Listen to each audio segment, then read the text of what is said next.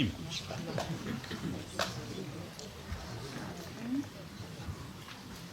que j'ai baissé le micro là-bas?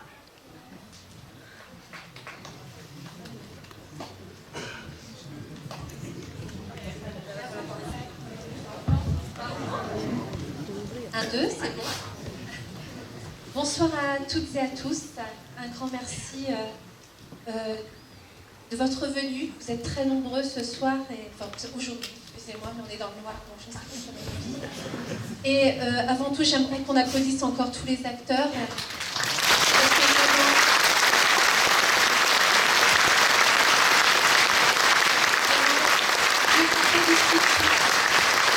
J'ai été très émue. On entend parler de ces histoires, on les a lues, mais là on les a vues. Et là, tous les 2 minutes, mon fils, il me disait « Oh là là, qu'est-ce qui va se passer, maman? Est-ce que tu peux me dire ?» Je dis « Ben, tu regardes. » Et il a été vraiment très ému, et c'est là où je dis « Ça a fonctionné. » Et vraiment, un très bon travail. Voilà, merci. Je veux dire que mon discours, si je l'ai écrit... Avant tout, une ville n'est rien sans ces associations, sans l'implication de ces hommes et de ces femmes, sans ce vivier riche humainement parlant. Lorsque Jean Le Bihan est venu me voir il y a un peu plus d'1 an pour ce projet, je me suis dit la tâche est très ardue. Mais il en fallait un peu plus que cela pour le décourager. Je commence à connaître la bête. Il y a eu la phase idée, la phase d'écriture avec Josiane Lebars, que je félicite pour son travail de précision.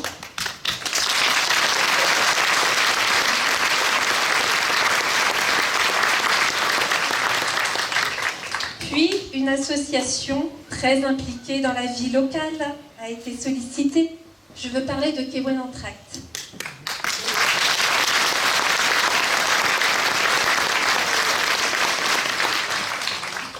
Kewen Entracte a su une fois de plus, et ce n'est pas une mince affaire, à mobiliser des forces vives de tout âge pour nous faire vivre et revivre certains moments marquants de l'histoire. Fort de son expérience, aujourd'hui nous avons eu le plaisir, une fois de plus, de voir leur travail. J'emploie le mot plaisir et travail, oui, parce qu'il faut donner du temps, de l'énergie, et il faut être passionné pour mettre un tel spectacle sur pied, outre les représentations déjà tous les ans au mois de juin. Cette pièce est un peu spéciale. Elle est un hommage à ceux qui ont fait l'histoire, ceux qui l'ont vue et vécue. C'est un vrai témoignage pour les futures générations. Et le devoir de mémoire est l'affaire de tous. Je tiens également à remercier la présence de certains témoins de cette période sombre, de s'être déplacés. Je veux parler de monsieur Joseph Portier, monsieur Jean Falquero, la fameuse Marie-Thérèse Victoire Le Bouédec, madame André Penven, monsieur Émilien Melin, madame Marcel Melin, monsieur Joseph Leporce, madame Vigourou, monsieur Vincent Cariou, madame Germaine Postic. Je pense que nous pouvons les applaudir. C'est une chance pour nous.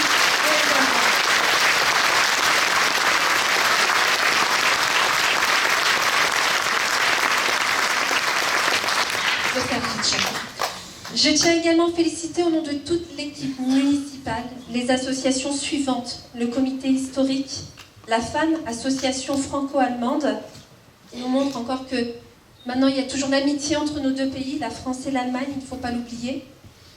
Kevin Dunmanway, l'association de jumelage avec l'Irlande. Derrière ces associations, il y a des hommes, des femmes, même s'ils sont nombreux. Je tiens à en nommer quelques-uns. Jean Le Bihan, bien sûr, et Pierre de Galles.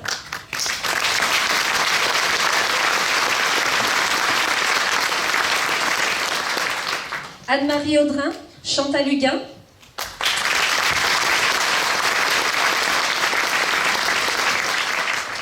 Un grand merci pour leur énergie, leur volontarisme, leur implication et leur générosité. Je finis avec Kewen Entracte. Jean-Pierre, si tu peux y aller. Merci d'avoir été le chef d'orchestre, je veux dire les chefs d'orchestre. Je veux parler bien sûr de Béatrice Burgot.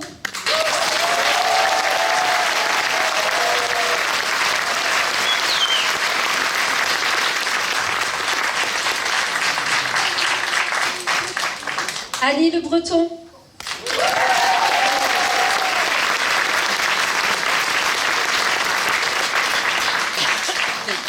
Et bien sûr, notre ami Gérard, à qui je pense, qui n'est pas avec nous, mais qui a fait un travail extraordinaire.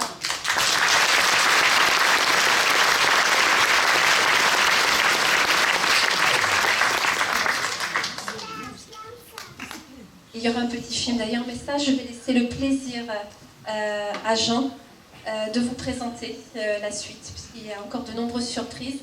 Mais je tiens d'abord à offrir un bouquet à Annie et à Béatrice au nom de la municipalité. Un grand merci.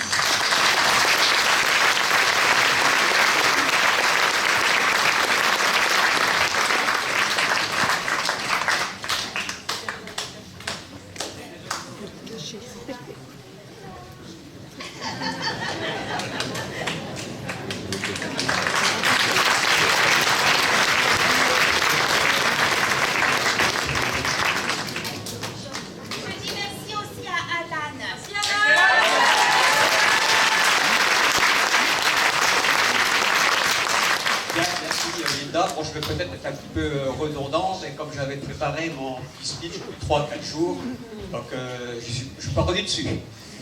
Alors, donc, c'est vrai que c'est une sacrée aventure qu'on a vécue les uns et les autres, une sacrée aventure humaine que nous étions loin d'imaginer lorsqu'il y a plus d'1 an et demi déjà de cela, le comité historique, effectivement, et KON Entracte s'étaient rapprochés l'une de l'autre. D'abord, effectivement, comme tu l'as dit, par le biais donc, de son président Jean-Luc Ramel, qui a passé le relais ensuite à Béatrice Burgot.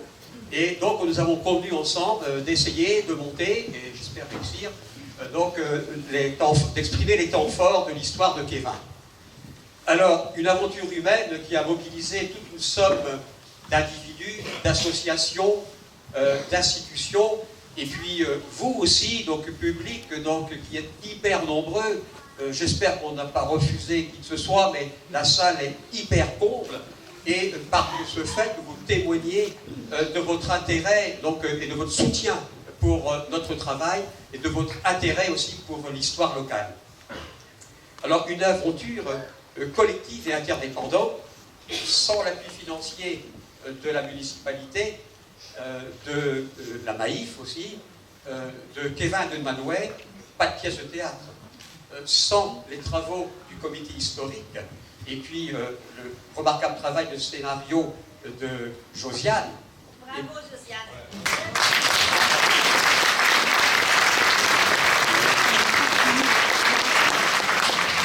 Pas non plus de pièces de théâtre, sans la compétence et l'énergie débordante des acteurs, et également, donc, Béatrice Thibon, spécial pour toi tout à l'heure, donc on a vu également Fred, donc, à la technique, et bien, pas de pièce de théâtre non plus.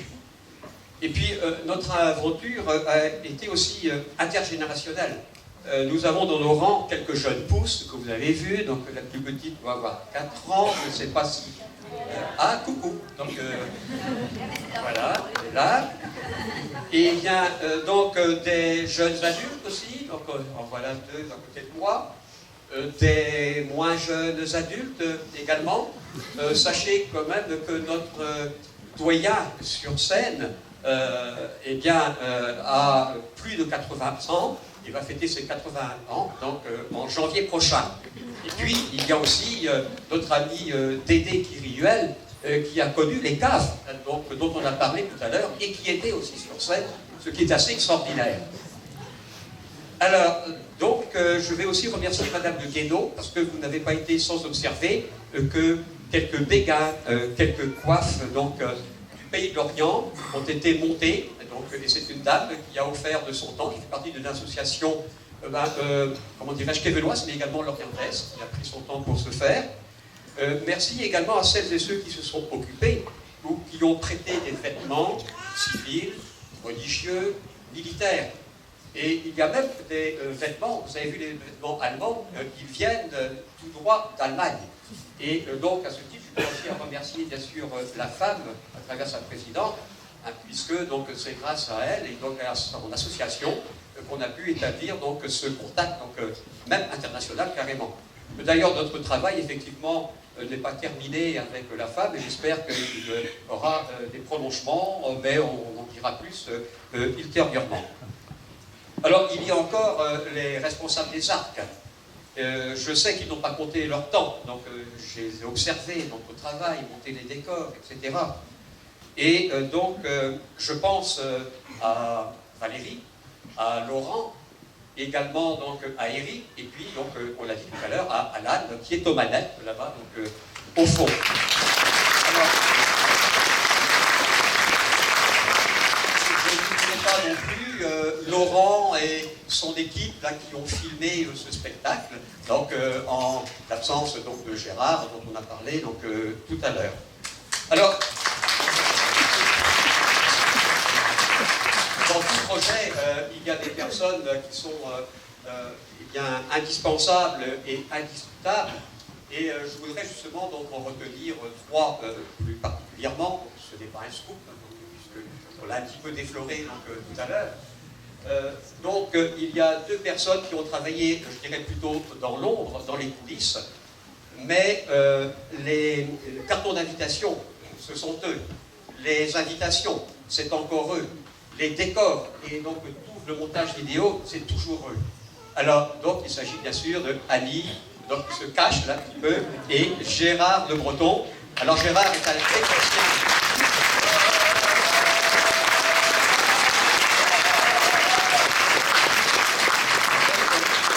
Gérard est un technicien hors pair, et je suis sûr que de l'endroit où il est scotché actuellement, il est certainement en train de regarder en direct ce qu'on est en train de faire. Alors, donc, on a prévu aussi, bien sûr, de vous remercier donc, au nom du comité historique, mais je suis sûr au nom de tout le monde, finalement. Hein. Donc, je dis comité historique, puisqu'on est officiellement l'association organisatrice, mais ici, donc, en fait, je crois que donc, toutes les associations vont travailler la main dans la main, donc, ensemble. Alors, il y a un petit peu de retard à l'allumage, donc je vais continuer. Il y a aussi celle qui nous a mis en lumière, donc vous devinez de qui il s'agit. Alors nous avons tous apprécié à la fois son énergie débordante, son calme apparent, son sens de l'écoute, donc en fait souriante, comme maintenant, et ses observations qui étaient toujours bienveillantes. Bon, je sais qu'on n'a pas toujours été des bons élèves, mais donc tu as été hyper patiente avec nous. Alors, un grand merci d'avoir été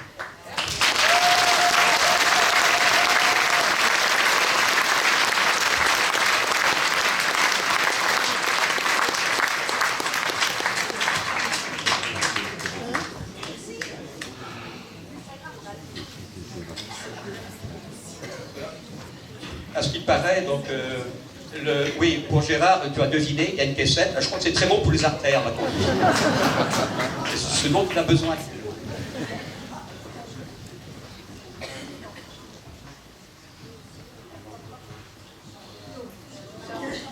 Nous aussi, on a une petite surprise. Marie-Janine, notre doyenne, je vous en prie, les enfants, venez. Allez hop, on peut les applaudir.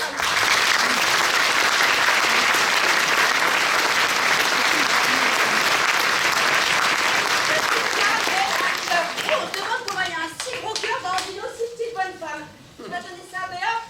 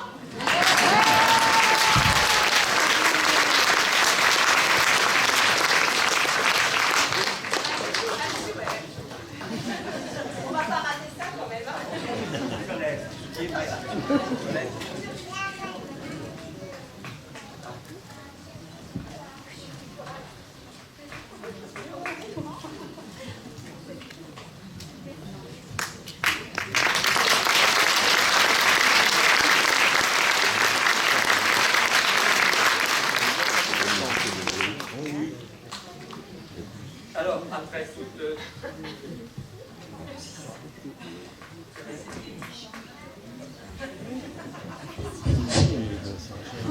après toutes ces effusions, nous allons donc maintenant donner la parole à quelques-uns de nos anciens qui ont connu la guerre à Québec. Bon, les uns sont juste au premier rang devant nous, d'autres sont préférés, donc la discrétion et l'anonymat des gradins. Alors, Élodie et Maël, donc, avec des gens du comité historique, ont concocté donc, quelques questions très simples. Donc, ils demanderont des réponses brèves également de votre part. Et parce que, en fait, on n'a pas pu tout dire dans la pièce, et également, l'approche théâtrale eh bien, donne un éclairage, donc qui mérite peut-être donc, quelques explications complémentaires. Alors, pour que le public vous voit, je me permettrai de vous demander donc, de vous retourner vers le public et de faire un déplacement de vos chaises pour donc, que le public vous voit. Et pas le coquin, madame. Alors, on va essayer de revenir 70 ans en arrière, non pas bien sûr pour remuer donc, des choses dramatiques, mais si c'était possible, ce serait formidable que vous retrouviez votre œil d'enfant, d'adolescent ou de jeune homme. Alors, je laisse la parole. Oui. Et je répète. Alors, on va donc, oui, c'est ça, allumer la salle. Oui, d'accord. Et pas la scène, d'accord. Oui. Alors, oui, donc, ce sera tout à l'heure.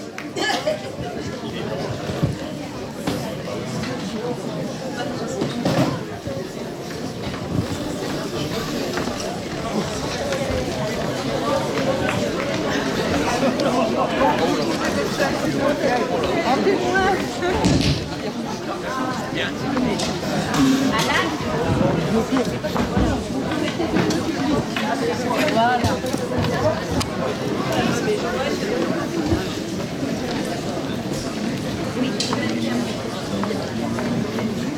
Nous vous rappelons qu'après cette interview, il y aura également un petit concert qui vous sera offert par la belle équipe sur les chansons d'avant et après-guerre.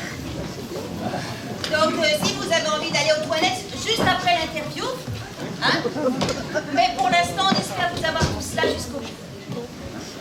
Et le pot, bah oui, c'est après. Merci à vous tous d'être là.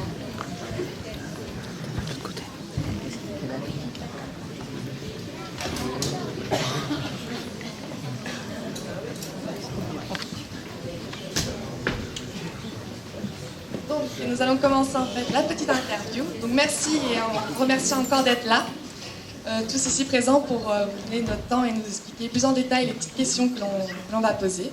Donc, on va commencer. Alors, Marie-Thérèse Victoire, justement, où est-ce qu'elle se trouve? Est-ce qu'elle peut lever la main? D'accord, merci. Donc, tout à l'heure, Jean nous a dit de nous raconter la pièce plus ou moins d'un point de vue, quand vous étiez enfant, donc justement, Marie-Thérèse Victoire, est-ce que c'est possible de nous raconter plus ou moins votre naissance? Puisqu'apparemment, vous étiez aux premières loges. Je vais vous passer le micro pour que tout le monde entende. Je suis aux premières loges, je suis le bébé du 7 août. Hein. Je suis le bébé du 7 août, oui, je suis née dans les caves. Collez la bouche. Oui, attends la bouche. Collez la bouche. Bon, mieux? Oui, oui. Donc, le bébé du 7 août, je suis née dans les caves de l'andouillerie, et andouillerie-brasserie. Je pense que ma mère a dû être isolée dans une chambre froide, enfin une ex-chambre froide de l'andouillerie. Et je crois que, ce que je sais, c'est que c'est un Américain, un médecin américain qui a dû finir l'accouchement, ce qu'on appelle la délivrance. Voilà. Autrement, ben, j'avais mon père, mais je ne sais pas s'il était là. Il faisait partie du FFI. Et je me rappelle qu'il m'a parlé de ce train piégé, et comme il était, infirmier, et il était sur le lieu du train piégé, là, avec Bec-Regnault. Voilà. Ma grand-mère était aveugle, je crois, après une fièvre typhoïde. Et oui, elle était là pour ma naissance, sûrement. Voilà, je pense que ça va aller.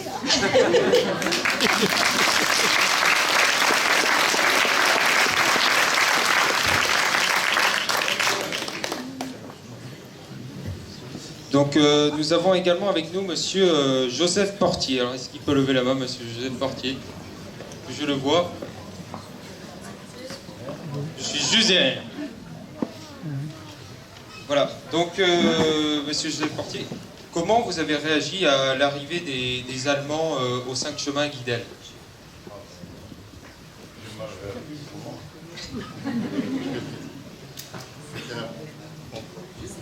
Moi, je ne connaissais pas du tout la guerre.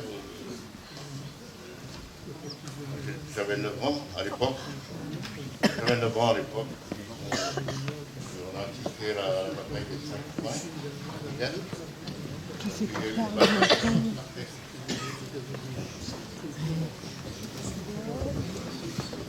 Ah oui. Il y a eu une bataille là, après que l'armistice a été signé. C'était pour arrêter les troupes allemandes qui devaient arriver sur l'Orient, mais comme l'Orient était ville fermée encore, alors ils ont arrêté les Allemands. L'armée française a arrêté les Allemands aux 5 chemins pendant 3-4 heures, avec des tirs de mitrailleuses et puis de canons légers, tout ça, de fusils, mitrailleurs et tout. Et puis après, quand la ville de Lorient a déclaré ouverte, ils ont laissé venir les Allemands. C'est comme ça que Lorient a été occupé, quoi. Et donc parce que les bateaux qui devaient quitter l'Orient, il y avait de la valeur dedans, on parlait de l'or, on parlait de beaucoup de choses, et puis ils ont laissé les bateaux prendre large, avant d'ouvrir l'Orient. Et puis après, il y a eu l'occupation, il y a eu des batteries allemands qui sont venus dans les villages, des batteries anti-aériennes surtout. Et puis il y avait une à côté de mon village, à 200 mètres de la maison, avec des projecteurs très puissants, des radars, des télémètres, et puis un système pour faire le courant, quoi, l'électricité. Et puis après, Et donc vous parlez justement de l'Orient. Et donc comment était la vie dans la poche à l'Orient? Comment était la ville?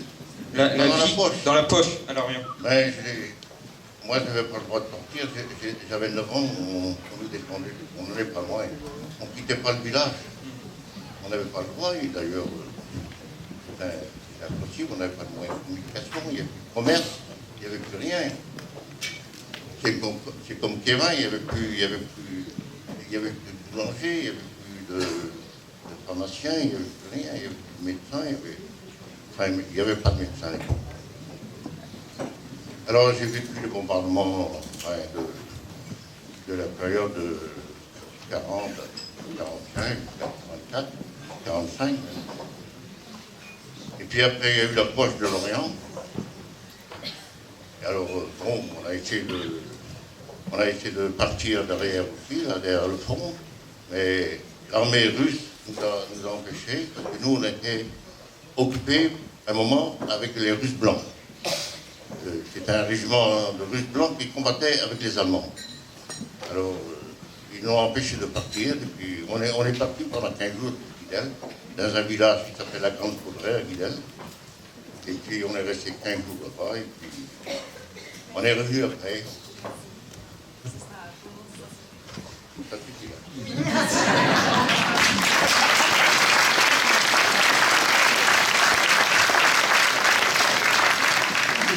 Ensuite, Madame Vigourou. Où est-ce qu'elle est, Madame Vigourou? S'il vous plaît, levez la main. Madame Picourou. Là-bas, au fond, tout au fond. Oh, bon, j'arrive. Hop là.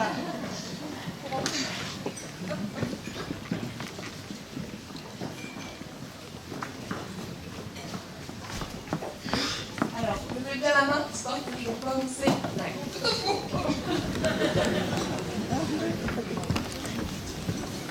Alors, Madame Picourou, avec vous, on va parler des bombardements.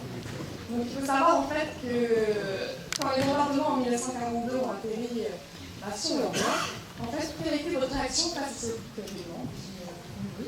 Moi, j'ai pas sur Je vais passer le C'était pas sur Kevin, c'était sur l'Orient, puisque nous habitions rue Saint-Michel dans la rade, et on est sorti le soir, on a entendu des bombardements, et on a vu l'Orient illuminé. Et comment l'avez-vous ressenti du coup? Ben, on avait mal au ventre. On est allé chercher dans la classe parce qu'on n'a pas réussi à aller aux avions. À la sortie, par contre, les Allemands nous attendaient et sont venus voir si nous étions pas morts. J'étais aux 4 familles françaises et le reste, il y avait la DCN, donc la DCN c'était là, puisque c'était là qui était. Merci beaucoup.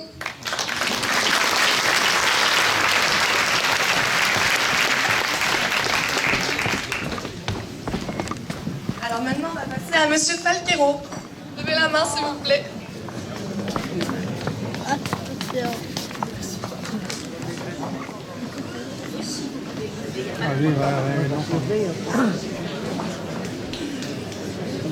Donc alors, Monsieur Falquero, alors, donc le 7 août, vers 10h30, les Alliés sont arrivés justement au bourg.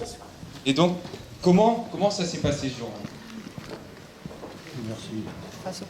Je vous dirais que ce jour-là, c'est très mal, plus que mal passé. En ce sens, comme bien sûr, on a levé les bras tous avec des fleurs. Et l'après-midi, c'était la grande bagarre du train. Pour ceux qui sont là, ça, c'était quelque chose de voir tous ces tués là. Mais après, ça s'est pas trop mal passé, si on veut. Alors, ça a continué son petit chemin. On a eu des bons, on a eu des mauvais moments. On a eu des maisons brûlées, on a eu tout le bourg de Kémin brûlé.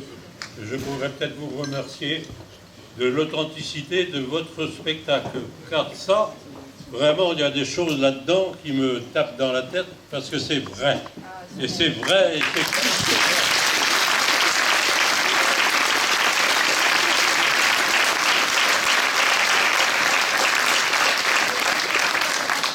Je ne continuerai pas plus longtemps parce que le temps presse et je vous dis merci.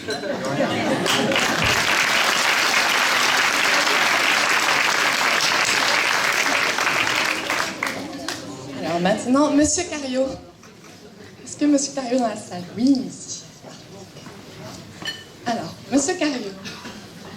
Donc, Monsieur Cario, en fait, fut un des otages, comme vous avez pu le voir dans la pièce.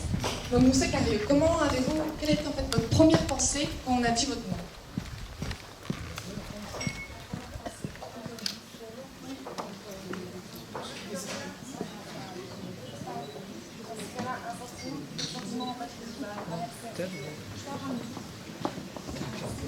En fait, quels sont les sentiments qui vous ont traversé en fait quand vous avez été appelé? Quand j'ai été pris, oui. Je ne pouvais à quel endroit parce qu'il a fallu quitter Bégrugnon à la force, puisque tout le village avait été mis à feu et à sang, puisque tous les bâtiments de ferme avaient été transpercés de part en part. Les meules de blé qui stationnaient dans la cour étaient en feu. Et il a fallu quitter avec le peu de reste, peu de bret qui nous restait, puisque l'échange de tirs entre les Américains et les Allemands qui étaient dans le train, et là, des batteries allemandes, parce qu'il n'y avait pas que les Allemands dans le train, il y avait toutes les batteries qui entouraient la poche, qui ont fait feu sur Bégrugnon. Et il y avait des obus qui arrivaient de tous les côtés. il y avait une batterie qui se trouvait à Guidel, il y avait l'autre ici qui se trouvait sur Thiévin, en allant sur Pelkelen, et il y avait aussi une batterie qui était sur près de Lorient, comment on appelle ça, Kerdual. Et toutes les batteries avaient visé les bâtiments de la ferme. Et tout ce qu'il y avait dans la ferme a été troué de part et d'autre.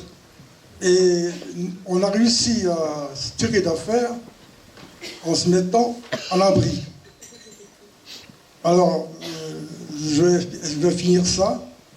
Quand on a quitté Pégrigno, nous ne savions pas qu'il y avait eu des otages de tués. C'est le jour après qu'on a appris la mauvaise nouvelle.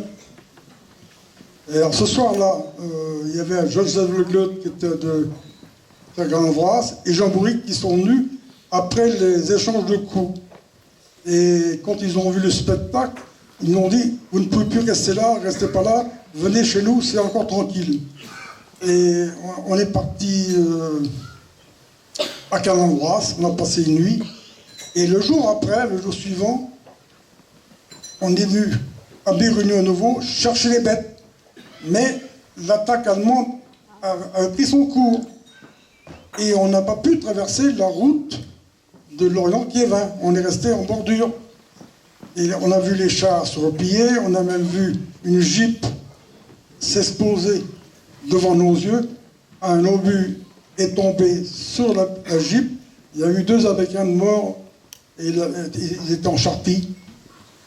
Et quand les Allemands ont réussi à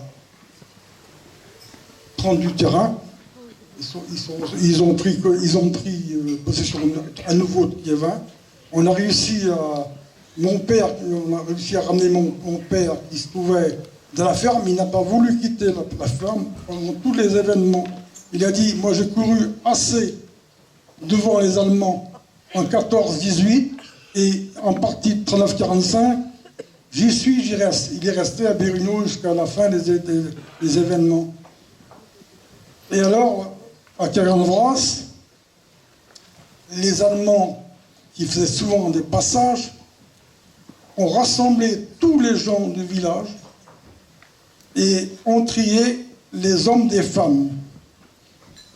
Et ils se sont rendus compte qu'il y avait trop d'hommes dans le village. Alors ils ont commencé à trier les plus jeunes. Mon père avait été mis aussi hors du lot pour être pris. Mais ma mère, qui avait un enfant de 2 ans dans ses bras, leur a tendu l'enfant. C'est le père, vous n'allez pas le prendre. Alors ils ont écouté ma mère et mon père a été tiré du lot. Alors nous sommes partis à 5, et là il y a une erreur dans l'annonce qui était faite. Il y avait 5 de pris à Kerguelen-Vras. Il y avait les 2 bourriques, l'abbé et son frère Jean. Il y avait moi, et 2 évins. Il y avait le évin de Kerguelen-Vras, et puis il y avait un autre évin qui demeurait ici, auprès de la chapelle Saint-Éloi, auprès de Secrène, là, juste dans la limite. Alors celui-là, il n'était pas trop bien. Alors on a suivi sous bonne escorte les Allemands, et on ne savait pas dans quelle destination qui nous était réservée. On a pris la route de Gestel. Même le chef de patrouille qui parlait correctement français ne savait pas ce qu'il devait faire de nous. Alors nous sommes arrivés à Oulin. Là, on a stoppé. Et le chef de patrouille est parti aux ordres au château du Lin. Il est revenu 1 heure après et il nous a dit: vous avez reçu l'ordre de vous libérer, vous allez prendre la direction du bourg et quitter la poche. Croyez-moi qu'on n'était pas à l'aise, parce que ça venait de la tuerie du docteur Guény et du docteur Locke, le professeur Locke, venait de se produire. Alors on s'est dit, ils vont nous faire comme ils ont fait aux deux autres, parce qu'ils leur ont tiré dans le dos auprès du cimetière. Alors quand on est parti, on longeait le plus près possible le fossé, on marchait sur la côte de Mont pour plonger à la première alerte. Quand on a franchi le premier virage, on s'est senti un peu soulagé. On a traversé le bourg de Gestel sans voir personne. Et on a pris la direction de la chapelle, comment ça s'appelle, Kergornet. Et comme Jean Bourric connaissait bien le coin, il était chez un de ses oncles. Là, on a passé la nuit, on a même assisté au battage. Ils étaient en train de battre dans ce village-là, vous voyez, ils étaient pas loin de la guerre, et ils faisaient le battage. Et on a profité de ce passage-là pour nous libérer de Zef et Vin, qu'on savait qu'on n'aurait pas pu quasi nulle part, parce qu'il était, le pauvre, diminué d'esprit. Et le jour après, on a pris la route sans Zef et Vin, on était à 4 au lieu d'être 5. Alors il y avait une erreur au départ dans le oui, je dis ça parce qu'on était à 5 à partir de la France. Très grave, merci beaucoup. Merci.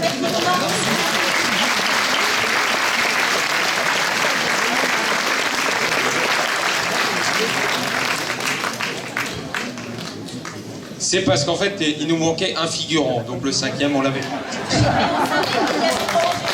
Voilà. Donc maintenant, je vais passer aussi la parole à Emilien et Marcel Mélin.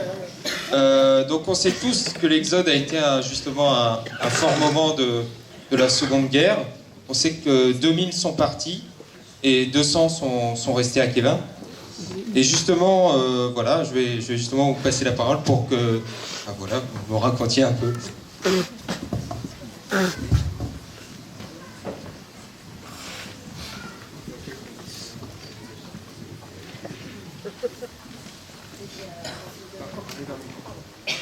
Les Américains sont arrivés. Apparemment, tous les gens du bourg de Kévin, pensant que Rustuel était à l'abri, sont venus sur Rustuel.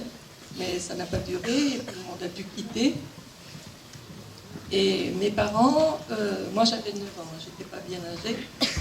Et mes parents nous ont emmenés, moi et mon frère de 13 ans, à Ponscourt, chez une tante. Et ils sont revenus, et là ils ont été pris, ils sont restés prisonniers avec les Allemands. Et ils ont été pris dans la poche à Rustuel. Et ils ont été libérés que 11 jours plus tard, quand par un petit groupe d'Américains qui est arrivé par derrière le village, et ils ont donc profité de pouvoir partir. Mais pendant tout ce temps-là, nous, mon frère et moi, on était arrivés à Arzano. Parce que de Ponscourt, les gens partaient aussi sur Arzano. Donc on pensait que peut-être on ne les aurait plus revus. Enfin, moi, je ne réalisais pas tellement à 9 ans, mais bon. Et finalement, ils ont réussi à partir. Et de là, il a fallu aller plus loin. Donc on a été réfugiés sur l'Ambénéja.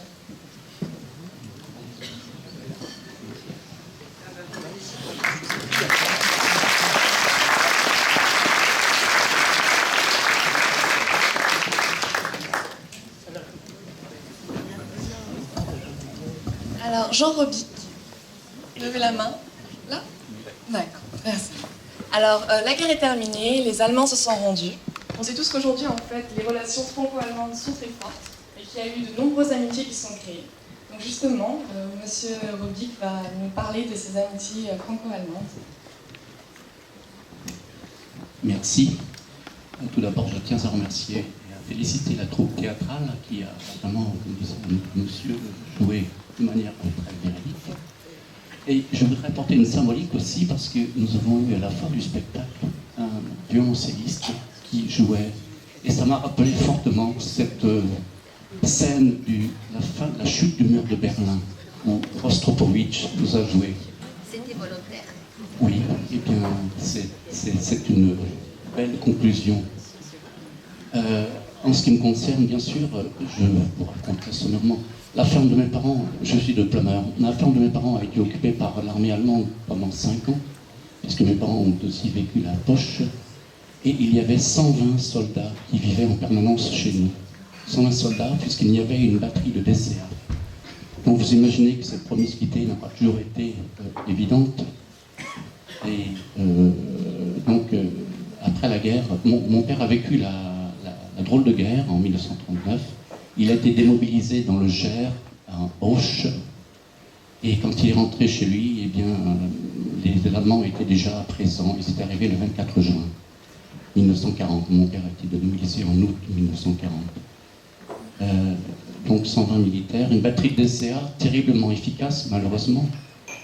Il suffit d'aller au cimetière de Guidel pour se rendre compte des tombes de 120 aviateurs anglais qui ont payé un lourd tribut. Le plus jeune, 19 ans. Et cet homme, 19 ans, il s'appelait Davis, a été abattu dans un Vickers Wellington qui est tombé à 200 mètres de chez nous.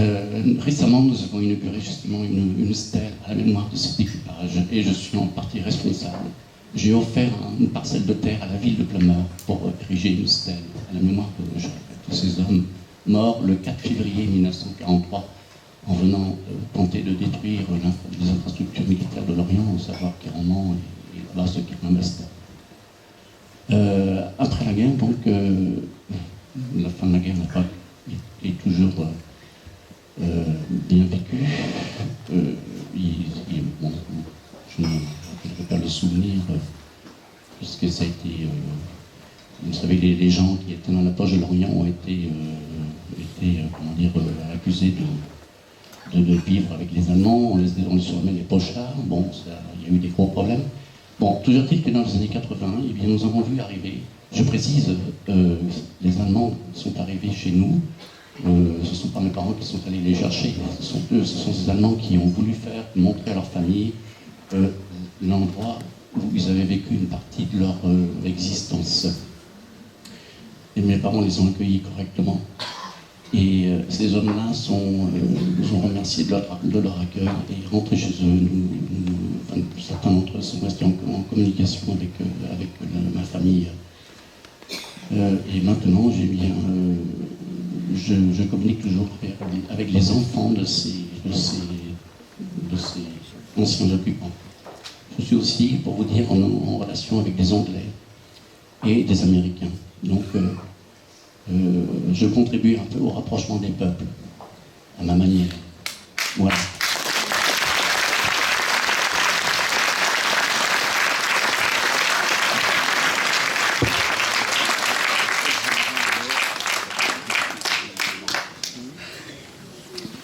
Parmi tous ces, oui, à la donc de Jean Le Bihan, je pourrais vous raconter une anecdote assez émouvante. Parmi les occupants qui étaient chez nous, il y avait un électromécanicien qui s'appelait Paul Zimmermann. Il avait 20 ans quand il est arrivé en 1941 et il a passé donc toutes ces années de guerre chez nous. Il était technicien, donc il était chargé d'un groupe électrogène. Cet homme est venu nous rendre visite en 2006 avec sa femme et il m'a invité à lui rendre visite. Bon, comme je suis agriculteur, je n'ai pas beaucoup de disponibilité donc quand j'étais en activité, mais en 2006, quand même, en 2011, je précise, je lui ai rendu visite. Il habitait du côté de Hanovre, à Bad Oeynhausen, et cet homme, il est mort 5 mois après ma visite. Quand il était venu en 2006, il m'avait dit, si tu viens me rendre visite, je te donnerai quelque chose. Et figurez-vous que en 2011, donc je lui ai rendu visite avec ma femme, et ce quelque chose qu'il m'a rendu, eh bien, c'était un petit crucifix. Et il me raconte l'anecdote suivante. Son père avait été mobilisé en 1914, avait fait la guerre 14-18, et avait vécu l'enfer de Verdun. Avait été fait prisonnier par les troupes françaises, je précise, le père de Paul Zimmermann, est emmené en captivité à Belle-Île. Or, mon père m'a raconté la chose suivante, c'est que nous avons tous eu des grands-pères, mais mon grand-père était un peu trop vieux. Il avait 40 ans en 1918, donc il était un peu trop vieux pour faire la guerre, mais il avait été quand même mobilisé pour aller garder les prisonniers allemands à Belle-Île. Et il y a de fortes chances que mon grand-père ait rencontré le père de Paul Zimmermann, et que 20 ans après, Zimmermann vienne et rencontre mon père. Donc ça fait 2 générations. Je veux dire que ce monsieur, le père de Paul Zimmermann, avait ramassé un petit crucifix sur le champ de bataille de Verdun, et il l'avait donné à son fils, qu'il avait gardé, et qui me l'a rendu, en me disant ces paroles suivantes: mon père a ramassé cela en terre de France, tu ramènes ça avec toi en terre de France. Donc ce petit crucifix, il trône en bonne place dans un petit musée que j'ai fait, un petit musée personnel que j'ai réalisé dans l'enceinte de la ferme du Cosquerie. Voilà. C'est tout ce que...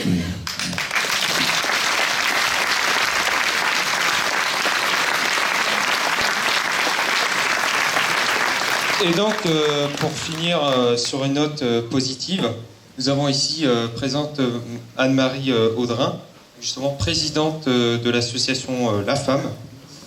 Alors, pouvez-vous nous parler de vos motivations pour entrer dans cette association? Bon, comment je suis rentrée dans l'association La Femme? Bon, Kevin pourra s'étonner, on sait que mes parents ont vécu aussi dans la poche de l'Orient. Mais mon mari travaillait dans le bureau d'études de M. Aurel, qui est devenu vice-consul d'Allemagne. Il a voulu créer l'association franco-allemande du Morbihan. Elle a été créée en 1983. Nous étions moitié français, moitié allemand, ce qui nous a permis de nous connaître. Ensuite, avec l'association, s'est établi les relations d'Enbon avec Ronard. Le comité de jumelage a été créé là-bas, donc l'association n'avait plus lieu d'être. Elle est venue sur Kevin en 1998. Nous avons commencé modestement par les cours d'allemand, la fête de Saint-Nicolas, où il allait distribuer des chocolats sur la place, ainsi que dans le centre aéré.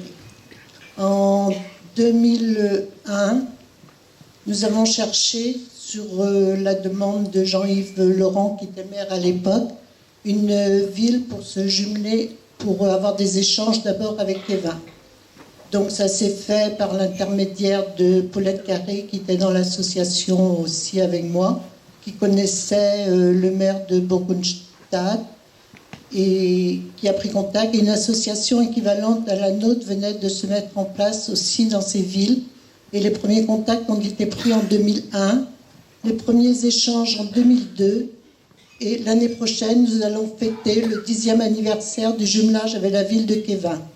On sait que ça n'a pas été facile, mais de nombreux liens se sont créés dans les familles et j'espère que cela va continuer et que beaucoup de jeunes viendront aussi avec nous, car c'est les jeunes qui doivent nous apporter leur soutien. Comme je l'ai dit la première fois, nos parents ont fait la guerre, mais nous devons apprendre nos enfants à s'aimer.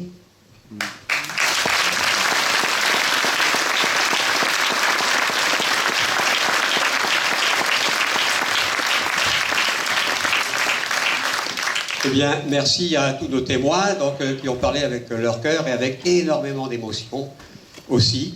Alors merci à Élodie et à Maëlle qui ont mené tout ça de main de maître.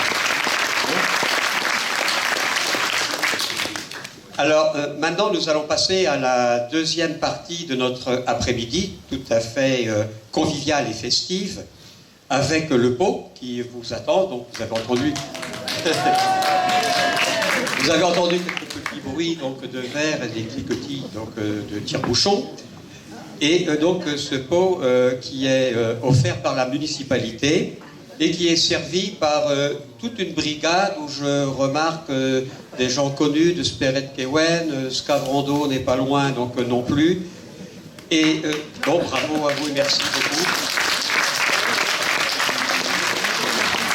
Et aussi donc place à la musique avec notre trio de la belle équipe, c'est le nom donc qui est le sien, et ces chansons d'avant et d'après la guerre. Alors vous pourrez même danser si vous